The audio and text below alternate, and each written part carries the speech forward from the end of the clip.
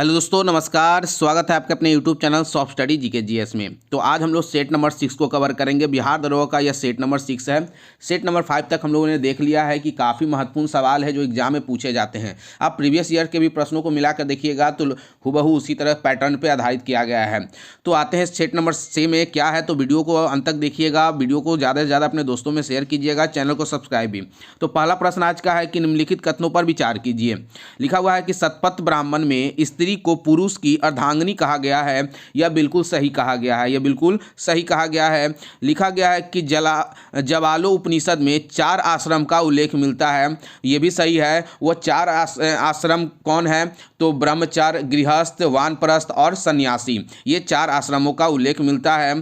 तीसरा बताया क्या जा रहा है कि मनुस्मृति गुप्त काल का मानक ग्रंथ है। ये गलत दिया गया है। मनुस्मृति जो है वह शुंग काल का मानक ग्रंथ है, जबकि गुप्त काल का जो मानक ग्रंथ है वह स्मृति है, नारद स्मृति। तो गुप्त काल का नारद स्मृति और मनुस्मृति जो है वो शुंग काल का है। तो यहाँ पे जो तीसरा है वो गलत दिया जा रहा है।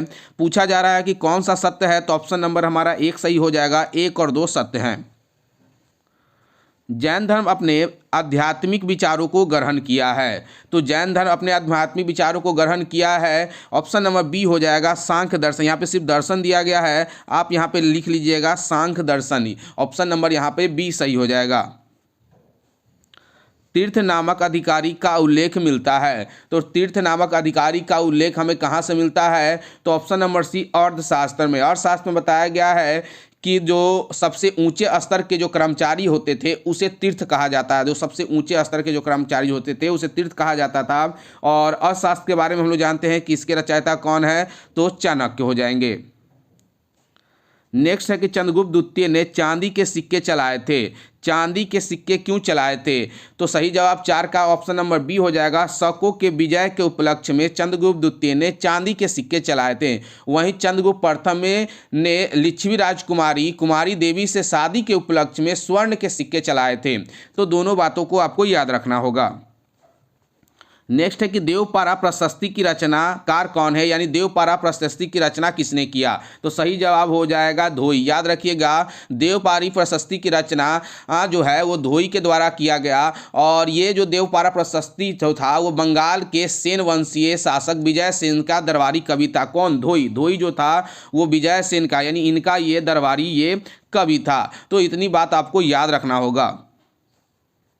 निम्नलिखित में से कौन सा कार्य इल्तुतमिश ने नहीं किया है, यानी इल्तुतमिश से जुड़ा हुआ नहीं है, तो तुर्गान ए चहलगानी का अंत। याद रखिएगा, तुर्गान ए चहलगानी का अंत बलबन के द्वारा किया गया। किसके द्वारा यह किया गया अंत, बलबन के द्वारा अंत किया गया है। बाकी सबसे पहले शुद्ध अरबी सिक्के की जारी करना इल्तुतमिश का है। एकता प्रणाली की शुरुआत इल्तुतमिश हो जाएगा। सर्वप्रथम दिल्ली के अमीरों का दमन इल्तुतमिश हो जाएगा।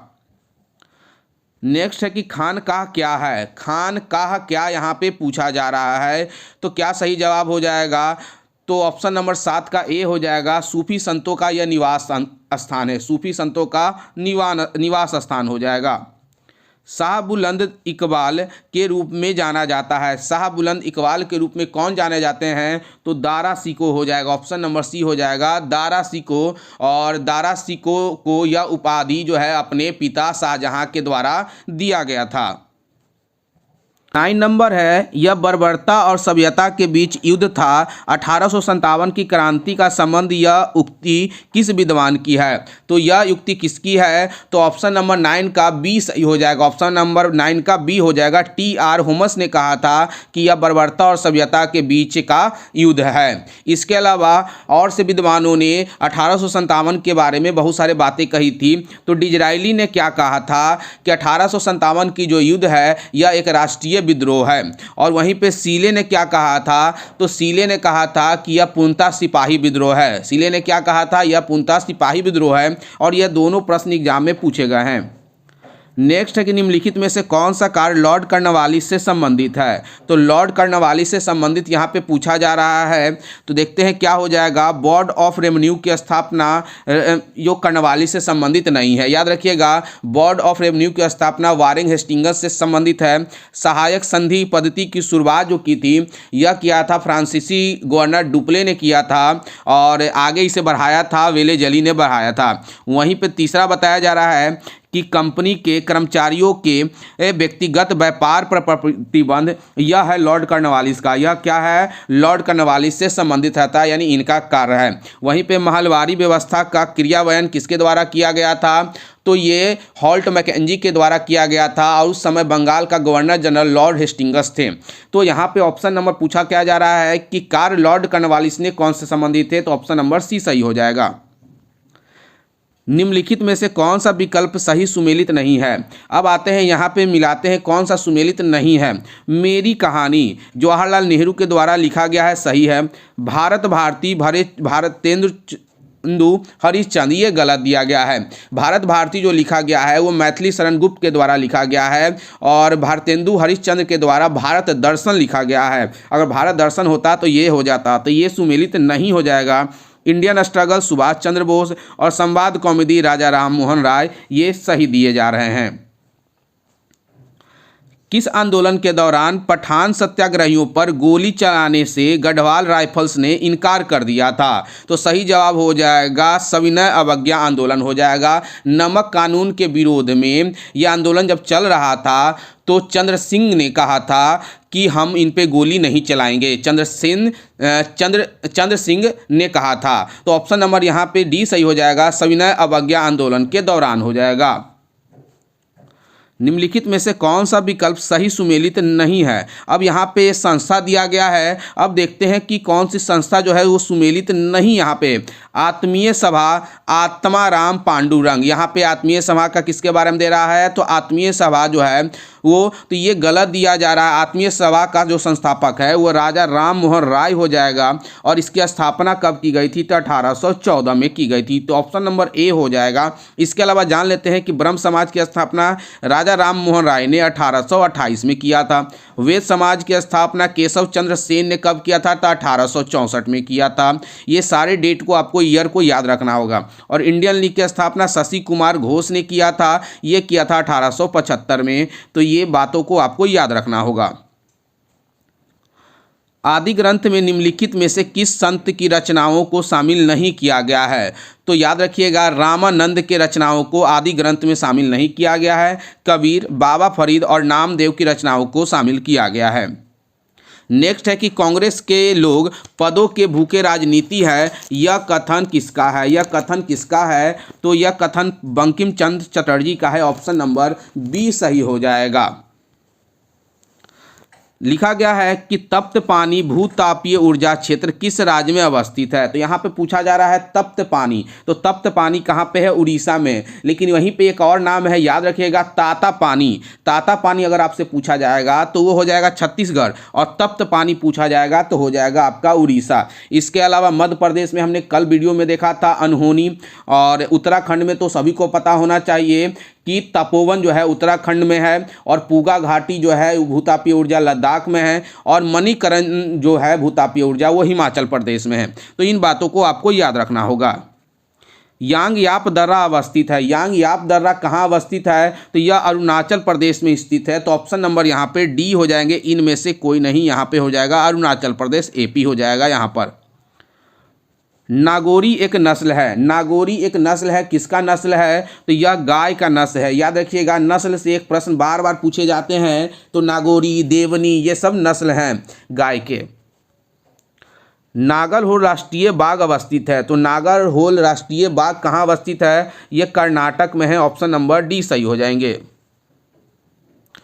नेक्स्ट है कि नागपुर शक्तिगिरी परियोजना किस नदी पर है? तो यहाँ पे पूछा जा रहा है, तो ये कोराडी नदी पे है, और यह कहाँ पे है? तो महाराष्ट्र में है। तो ऑप्शन नंबर ए सही हो जाएगा, 20 का कोराडी नदी हो जाएगा। निम्नलिखित में से कौन सी नदी गंगा अपवाद तंत्र का हिस्सा नहीं है? तो कृष्णा जो है वो दक्षिण भारत की नदी है, जो कि गंगा अपवाद तंत्र का भाग नहीं है। बाकी रामगंगा, यमुना और चंबल, ये तीनों गंगा अपवाद तंत्र का भाग है। नेक्स्ट है कि निम्नलिखित में से कौन सी एक ऑस्ट्रेलियाई पवन है? तो ये भी प्रश्न बार बार एग्जाम में पूछा गया है। तो विली विली जो है वो ऑस्ट्रेलिया का पवन है। नीलगिरी पहाड़ी स्थित टोडा जनजाति कौन सा पशु को पालते हैं? तो टोडा जनजाति की जो मुख्य पशु है वो है भेड़। याद रखिएगा, सॉरी यहाँ पे डी हो जाएगा, यहाँ पे डी होगा, भेड़ नहीं भैंस हो जाएगा, माफ़ कीजिएगा, यहाँ पे भैंस होना चाहिए। तो भैंस हो जाएगा यहाँ पर। पोनंग नृत्य का संबंध किस राज्य से है? तो पोनंग नृत्य का जो संबंध है वो अरुणाचल प्रदेश से है। लाली वन्यजीव अभयारण्य अवस्थित है, तो लाली वन्यजीव अभयारण्य कहाँ अवस्थित है? तो यह है कहाँ पे? तो अरुणाचल प्रदेश में है। नेक्स्ट है कि काला हांडी औद्योगिक क्षेत्र किस राज्य में है? काला हांडी यहाँ पे पूछा जा रहा है, तो यह उड़ीसा में है। काला हांडी कहाँ पे है? तो उड़ीसा में है, हो जाएगा यहाँ पर। नेक्स्ट है कि काठमांडू घाटी किन किन श्रेणियों के बीच अवस्थित है? तो यह लघु हिमालय और शिवालिक के मध्य अवस्थित है, लघु हिमालय एवं शिवालिक के बीच। एक नाम और याद रखिएगा, बृहत हिमालय और लघु हिमालय के बीच में कश्मीरी घाटी, स्पीति और कुल्लू कांगड़ा आ जाता है, तो इनको भी आपको याद रखना होगा। IR-20 किस फसल की किस्म है? तो IR-20 जो हो जाएगा वो धान यानी चावल हो जाएंगे। भूरी क्रांति किस क्षेत्र में हुई थी? भूरी क्रांति ये काफ़ी महत्वपूर्ण सवाल है और आसान सा सवाल है, सभी को पता होना चाहिए। उर्वरक उत्पादन से जुड़ा हुआ है। अंडमान सागर एवं दक्षिण चीन सागर को कौन सी जल संधि जोड़ती है? तो इन दोनों को जोड़ने वाली जो जल संधि है वो है मलक्का जल संधि। ऑप्शन नंबर यहाँ पर बी सही हो जाएगा। लुजोन जल संधि के बारे में भी हम लोग जान लेते हैं। लुजोन जल संधि जो है वो दक्षिण चीन एवं फिलीपींस से सागर को जोड़ता है। वहीं पे बेरिंग संधि जो है वो बेरिंग सागर और चुकी सागर को जोड़ता है। और डेविस जल संधि जो है वो बैफिन की खाड़ी और अटलांटिक महासागर को जोड़ता है। इन बातों को आपको याद रखना होगा। 1935 के भारत शासन अधिनियम पर टिप्पणी करते हुए किसने कहा यह गुलामी का अधिकार पत्र है? यह गुलामी का अधिकार पत्र है, यह जवाहरलाल नेहरू के द्वारा कहा गया था। निम्नलिखित में से किस विद्वान ने प्रस्तावना को संविधान का परिचय पत्र की संज्ञा दी? तो यह किसने दिया था? तो 32 का ऑप्शन नंबर बी हो जाएगा। N.A. पालकी वाला हो जाएंगे, N.A. पालकी वाला। भारत है एक, तो याद रखिएगा भारत एक अविनाशी राज्यों का 33 का ऑप्शन नंबर भारत एक विनाशी राज्यों का अविनाशी संगठन है। यहाँ पे हो जाएगा कि जो भारत है वो विनाशी राज्यों का अविनाशी संगठन है, तो ऑप्शन नंबर ए सही हो जाएगा। राज्यसभा के सदस्य का निर्वाचन संबंधी प्रावधान भारतीय संविधान में किस देश से ग्रहण किया गया है? तो यहाँ पे पूछा जा रहा है राज्यसभा में सदस्यों के निर्वाचन संबंधी, तो 34 का क्या सही जवाब हो जाएगा? तो ये दक्षिण अफ्रीका से लिया गया है। ऑप्शन नंबर 34 का डी सही हो जाएगा। क्षेत्रीय परिषद का अध्यक्ष कौन होता है? तो क्षेत्रीय परिषद का जो अध्यक्ष होता है वो गृह मंत्री होता है। कौन होता है? गृह मंत्री, जिसकी नियुक्ति राष्ट्रपति के द्वारा की जाती है। निवारक निरोध कानून की चर्चा मिलती है। निवारक निरोध कानून की चर्चा हमें मूल अधिकार में मिलता है अनुच्छेद 22 में। याद रखिएगा अनुच्छेद 22 के खंड 3, 4, 5, 6 में निवारक निरोध कानून की चर्चा दी गई है। और इस कानून के तहत अगर कोई व्यक्ति गिरफ्तार कर लिया जाता है तो 3 महीने के लिए उसे नज़रबंद कर दिया जाता है। भारत के राष्ट्रपति के संबंध में कौन सा विकल्प सही नहीं है? तो कौन सा विकल्प सही नहीं है? तो वे दोनों सदनों की चर्चा में भाग लेते हैं, ये सही नहीं है। यह संसद के अभिन्न अंग है, सही है। दोनों सदनों में गतिरोध की स्थिति में संयुक्त अधिवेशन बुला सकते हैं, सही है। व्यवस्था करते हैं और अध्यादेश जारी भी करने का काम है इनका। शिक्षा को किस संविधान संशोधन द्वारा समवर्ती सूची में स्थानांतरित किया गया है? तो 38 का ऑप्शन नंबर सी 42वां संविधान संशोधन। याद रखिएगा जो 42वां संविधान संशोधन है वो काफ़ी महत्वपूर्ण है, क्योंकि यहाँ से एक प्रश्न जरूर पूछे जाते हैं। निर्वाचन के संदर्भ में VVPAT का पूर्ण रूप क्या हो जाएगा? तो यहाँ पे जो पूर्ण रूप हो जाएगा voter verifiable paper audit trail हो जाएंगे। राष्ट्रीय मानवाधिकार आयोग का गठन कब किया गया? तो यह वर्ष 1993 में किया गया है। राज्य वित्त आयोग का गठन किस अनुच्छेद के तहत किया गया है? तो यह 243(1) के आई के तहत किया गया है। 243(I) के तहत ये किया गया है। ऑप्शन नंबर ए सही हो जाएगा। केंद्र राज्य संबंध किस अनुसूची में है? केंद्र और राज्य संबंध की यहाँ पे अनुसूची पूछी जा रही है। अनुसूची 7 में है। केंद्र और राज्य के बीच शक्तियों का बंटवारा यानी शक्ति हो जाएगा। राज्य मंत्रिपरिषद और राज्यपाल के मध्य हेतु सेतु का कार्य करता है। मध्य सेतु का कार्य कौन करता है? राज्य मंत्रिपरिषद और राज्यपाल के बीच। तो सही जवाब हो जाएंगे मुख्यमंत्री हो जाएंगे। 43 का ऑप्शन नंबर बी सही हो जाएगा। निम्न में से किसका मिलान असत्य है? सीमा शुल्क। यहाँ पे देखा गया है कि सीमा शुल्क जो है वो संघ सूची का विषय है, बिल्कुल सही है। भू राजस्व संघ सूची का विषय है, यह गलती दिया जा रहा है। याद रखिएगा, भू राजस्व जो है वो राज्य सूची का विषय है। किसका? राज्य सूची का। परिवार नियोजन समवर्ती सूची सही है। सिंचाई राज्य सूची सही है। तो ऑप्शन नंबर हमारा यहाँ पर बी सही हो जाएगा। भू राजस्व जो है वो मिलान गलत है। इनमें से किस संसदीय समिति को लघु लोकसभा की संज्ञा दी गई है? तो लोक लेखा समिति को लघु की संज्ञा दी गई है। तो 45 का ऑप्शन नंबर बी सही हो जाएगा। नेक्स्ट है कि संतोष ट्रॉफी का संबंध किस खेल से है? तो ये तो सभी को पता होना चाहिए। संतोष ट्रॉफी का संबंध जो है वो फुटबॉल से है। नेक्स्ट है कि रिंग ब्रेक शब्दावली किस खेल से संबंधित है? तो रिंग ब्रेक किससे संबंधित हो जाएंगे? तो यह मुक्केबाजी से संबंधित हो जाएंगे। तो खेल से एक प्रश्न जरूर देखने को मिलता है। राष्ट्रीय आय लेखांकन का जन्मदाता किसे कहा जाता है? तो यह जो जन्मदाता है 48 का ऑप्शन नंबर सी हो जाएगा। साइमन कुजनेट्स हो जाएंगे। साइमन कुजनेट्स हो जाएंगे। अल्पकालिक सरकारी प्रतिभूति पत्र को क्या कहा जाता है? तो इस प्रतिभूति पत्र को ट्रेजरी बिल कहा जाता है। ट्रेजरी बिल कहा जाता है। निम्नलिखित में से मौद्रिक नीति के अंतर्गत गुणात्मक उपकरण नहीं है। तो इसमें से पूछा जा रहा है कि गुणात्मक उपकरण नहीं कौन है? तो खुले बाजार की क्रिया। खुले बाजार की जो क्रिया है वो गुणात्मक नहीं है, यह मात्रात्मक उपकरण है। याद रखिएगा, मौद्रिक नीति के अंतर्गत इसके दो उपकरण हैं, एक मात्रात्मक उपकरण, दूसरा है गुणात्मक उपकरण। तो ये सब जितने भी हैं ये सब गुणात्मक है। नैतिक प्रभाव, प्रत्यक्ष कार्यवाही, सीमांत आवश्यकता। लेकिन खुले बाजार की क्रिया जो है वो मात्रात्मक उपकरण है। फर्मी इकाई है। तो दूरी की सबसे जो छोटी इकाई होती है उसी को हम लोग फर्मी कहते हैं। तो दूरी की ये सबसे छोटी इकाई है। वहीं दूरी की जो सबसे बड़ी इकाई है वो पारसेक हो जाएगा। 52 नंबर है कि कंबल को हाथ से पकड़कर डंडे से पीटने पर धूल के कण झड़कर नीचे गिरते हैं। यह उदाहरण किसका है? तो यह उदाहरण जो हो जाएगा न्यूटन के पहले नियम या गैलीलियो का नियम हो जाएगा। 52 का ऑप्शन नंबर सी सही हो जाएगा। गैलीलियो के जड़त्व का नियम या न्यूटन के पहले नियम का हो जाएगा। किसी वस्तु का भार उसके गुरुत्व केंद्र से ठीक है क्या होगा? नीचे की ओर कार्य करेगा। 53 का ऑप्शन नंबर ए होगा, नीचे की ओर कार्य करता है। जब कोई वस्तु किसी द्रव में पूर्णतः या अंशतः डुबोई जाती है तो उसके भार में कमी का आभास होता है। भार में यह आभासी कमी वस्तु द्वारा हटाए गए द्रव के भार के बराबर होता है। यह किस नियम को बताता है? तो यह नियम बताता है आर्किमिडीज प्रिंसिपल का। गामा किरणें का नामकरण किसने किया था? इसका नामकरण किसके द्वारा किया गया है? तो रदरफोर्ड के द्वारा किया गया है। ध्वनि की तीव्रता को व्यक्त किया जाता है। याद रखिएगा, ध्वनि की तीव्रता को अगर हम लोग बेल से व्यक्त करते हैं, लेकिन अगर आपसे पूछा जाएगा कि ध्वनि की प्रबलता हो जाएगी, वो हो जाएगा आपका फोन हो जाएगा। तो प्रबलता जो हो जाएगा वो फोन और तीव्रता जो हो जाएगा वो हो जाएगा आपका बेल। सोडियम परावर्तक लैंप में किसका प्रयोग होता है? तो सोडियम परावर्तक लैंप में उत्तल दर्पण का हम लोग प्रयोग करते हैं। 57 का ऑप्शन नंबर ए सही हो जाएगा। नेक्स्ट है कि सूक्ष्म सेल में एनोड के रूप में किसका प्रयोग किया जाता है? तो इसमें हम लोग कार्बन का प्रयोग करते हैं। एनोड के रूप में हम लोग कार्बन का प्रयोग करते हैं।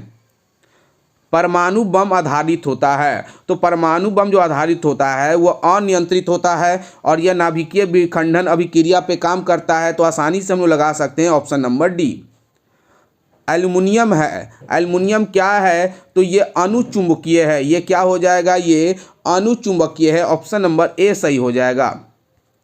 अशुद्धि मिलाने पे पदार्थों के द्रव्यमान व हिमांक पर क्या प्रभाव पड़ता है? जब अशुद्धि मिला देंगे तो उसके द्रव्यमान और हिमांक पे क्या प्रभाव पड़ेगा? तो वो कम हो जाएगा। निम्नलिखित में से कौन सा विकल्प असत्य है? यहाँ से समसामयिक दिया गया है और उसका उपयोग दिया गया है। तो यूरेनियम 230 का इस्तेमाल चट्टान की आयु ज्ञात करने में किया जाता है, सही है। सोडियम 24 का इस्तेमाल रक्त के थक्का का पता लगाने में किया जाता है, ये भी सही है।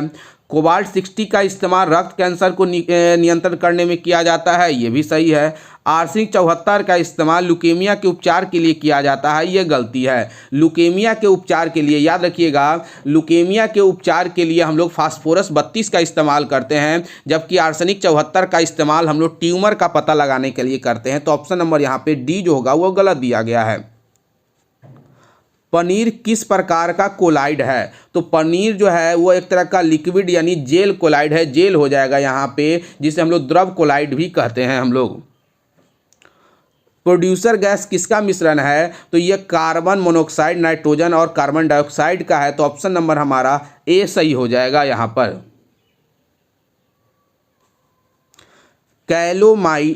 कैलेमाइन किस धातु का अयस्क है? यहाँ पे पूछा जा रहा है कैलेमाइल के बारे में, तो यह जिंक का अयस्क है, जिंक का यह अयस्क है कैलेमाइल। निम्नलिखित में से हरा कशिश कौन सा है? तो हरा कशिश यहाँ पे तो फेरस सल्फेट को हम लोग हरा कशिश के नाम से जानते हैं, जिसका सूत्र होता है FeSO4 यानी फेरस सल्फेट, याद रखिएगा, और 7H2O। तो ऑप्शन नंबर डी सही हो जाएगा। ट्राइनाइट्रोफिनॉल क्या है? ट्राइनाइट्रोफिनॉल के बारे में पूछा जा रहा है, तो यह एक प्रकार का विस्फोटक सामग्री है। कीटोन का क्रियाशील समूह क्या होता है? तो इसका जो क्रिया समूह होता है वो होता है CO होता है। गन मेटल का अवयवी धातु है, यानी गन मेटल किसका मिश्रण है? तो यह कॉपर, जिंक और शीशे का है, तो यानी एसएन का हो जाएगा। तो 69 का ऑप्शन नंबर बी सही हो जाएगा। अयस्क में मिले गैंग को हटाने के लिए बाहर से मिलाए गए पदार्थ को क्या कहा जाता है? तो बाहर से मिलाए गए पदार्थ को फ्लक्स कहा जाता है। 70 का ऑप्शन नंबर ए सही हो जाएगा। छिपकलियों का अध्ययन कहलाता है? तो छिपकलियों के अध्ययन को सौरोलॉजी कहते हैं। छिपकलियों के अध्ययन को हम लोग सौरोलॉजी कहते हैं। सांपों के अध्ययन को ऑर्फियोलॉजी कहा जाता है। फलों के अध्ययन को पोमोलॉजी कहा जाता है और मछलियों के अध्ययन को इक्थियोलॉजी कहा जाता है। तो ऑप्शन नंबर यहाँ पे बी सही हो जाएगा। नेक्स्ट है कि गाय का वैज्ञानिक नाम क्या है? तो गाय का वैज्ञानिक नाम बॉस इंडिकस है, बॉस इंडिकस हो जाएगा। कोशिका का निर्माण जिस क्रिया द्वारा होता है उसमें मुख्य अभिकर्ता कौन होता है? तो उसमें मुख्य अभिकर्ता जो होता है वो केंद्रक होता है। कौन होता है? केंद्रक होता है। उपार्जित लक्षणों की वंशागति किसका भाग है? तो ये किसका भाग है? तो ये लैमार्क के सिद्धांत का भाग है, लैमार्क के सिद्धांत का यह भाग है। नेक्स्ट है कि 2,4-D क्या है? तो इसका इस्तेमाल हम लोग धान की खेती वगैरह में करते हैं, कीटाणुओं को मारने के लिए, घास वगैरह को समाप्त करने के लिए। तो ये खरपतवार नाशी है। ये शार्क किस संघ का जीव है? तो शार्क याद रखिएगा कॉर्डेटा संघ का जीव है, कॉर्डेटा संघ का हो जाएगा। नेक्स्ट है कि लाइपेज नामक एंजाइम का स्राव कहाँ से होता है? तो लाइपेज नामक इसका स्राव जो होता है वो होता है अग्नाशय से, हमारे अग्नाशय से। पटेला नामक हड्डी कहाँ पाई जाती है या कहाँ होता है? तो यह हमारे घुटनों में होता है। पटेला नामक हड्डी हमारे घुटनों में होता है। राष्ट्रीय एड्स नियंत्रण कार्यक्रम की शुरुआत किस वर्ष की गई थी? तो इसकी जो शुरुआत की गई थी वो किया गया था 1986 में। यहाँ पे ऑप्शन गलत दिया जा रहा है, इसकी शुरुआत 1986 में किया गया है। टिटनेस रोग से प्रभावित अंग कौन सा है? टिटनेस रोग से जो प्रभावित अंत्र होता है वो होता है हमारा तंत्रिका तंत्र होता है, या गर्दन और जबड़ा की हड्डियाँ। ये एक टिटनेस जो रोग होता है वो बैक्टीरिया यानी जीवाणु के कारण होता है, तो इसे भी याद रखिएगा। संपर्ण दिवस किस तिथि को मनाते हैं? तो प्रतिवर्ष हम लोग 11 फरवरी को संपर्ण दिवस मनाते हैं। अंबेडकर एंड मोदी नामक पुस्तक के लेखक कौन है? तो इसके जो लेखक है वो इलैया राजा हैं। ऑप्शन नंबर सी सही हो जाएगा। ग्लोबल जेंडर गैप सूचकांक कौन सी संस्था जारी करती है? तो यह जो संस्था जारी करती है वो है विश्व आर्थिक मंच के द्वारा यह जारी किया जाता है। और 2022 में भारत का रैंक इसमें कितना है? तो 135 है। याद रखिएगा भारत का रैंक इसमें कितना है? तो 135 है। नेक्स्ट है कि 13वां नसीम अल बहर 2022 युद्धाभ्यास भारत और किन देश के मध्य हुआ? तो भारत और ओमान के बीच अल बहर जो युद्ध हुआ है वो भारत और ओमान के मध्य हुआ है। COP27 संयुक्त राष्ट्रीय जलवायु परिवर्तन सम्मेलन की मेजबानी किस देश के द्वारा की गई है? तो यह मिस्र के द्वारा की गई है। 85 का ऑप्शन नंबर डी सही हो जाएगा। एनी एर्नॉक्स को नोबेल पुरस्कार प्रदान किया गया है किस क्षेत्र में? तो यह पुरस्कार इन्हें साहित्य के क्षेत्र में दिया गया है, साहित्य के क्षेत्र में। हाल ही में संपन्न विजय हजारे ट्रॉफी का विजेता कौन बना है? तो विजय हजारे ट्रॉफी का विजेता जो है वो सौराष्ट्र बना है। और वर्तमान में याद रखिएगा कि 2023 का रणजी ट्रॉफी भी सौराष्ट्र ने जीता है बंगाल को हरा करके। तो इन दोनों बातों को आपको याद रखना होगा। वर्तमान समय में रामसर साइटों की सर्वाधिक संख्या किस राज्य में है? तो सबसे ज़्यादा जो संख्या है वो तमिलनाडु में है। कितना है? तो 14 है। इसके बाद उत्तर प्रदेश में कितना है? तो 10 है। तो काफ़ी वीवीआई ये प्रश्न है। भारत के सुपर कंप्यूटर परम कामरूप का अनावरण किस संस्था के द्वारा किया गया है? तो इसका अनावरण किया गया आईआईटी गुवाहाटी के द्वारा हो जाएगा। नेक्स्ट है कि ब्लू ड्यूक को हाल ही में किस देश में राज्य तितली घोषित किया है? राज्य तितली ब्लू ड्यूक को किसके द्वारा घोषित किया गया है? तो ऑप्शन नंबर बी हो जाएगा, सिक्किम के द्वारा। 22वां राष्ट्रमंडल खेल 2022 में भारत को पद तालिका में कौन सा स्थान प्राप्त हुआ है? तो यह भारत को चौथा स्थान प्राप्त हुआ है। याद रखिए भारत ने कितने टोटल पदक जीते थे? तो 61 कुल पदक जीते थे, जिसमें 22 स्वर्ण, 16 रजत और 23 कांस्य जीते थे। इसमें प्रथम स्थान पे जो हो जाएगा वो ऑस्ट्रेलिया हो जाएगा।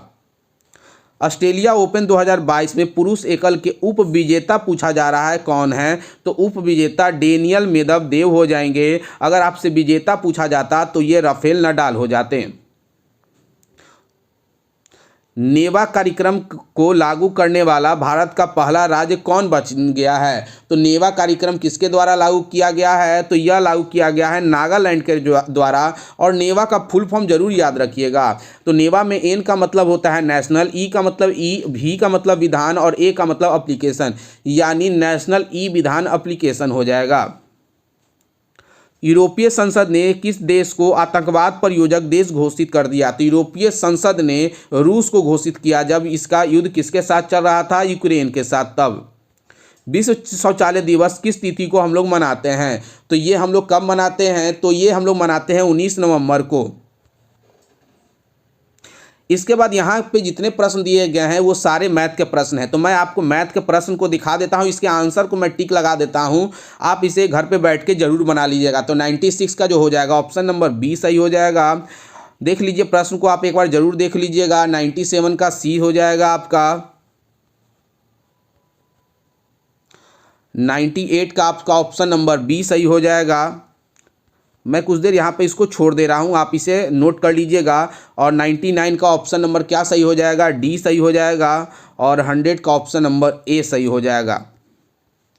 तो नेक्स्ट वीडियो में हम लोग फिर मिलते हैं। वीडियो को ज़्यादा से ज़्यादा अपने दोस्तों में ग्रुप में शेयर कीजिएगा। चैनल को सब्सक्राइब भी। धन्यवाद।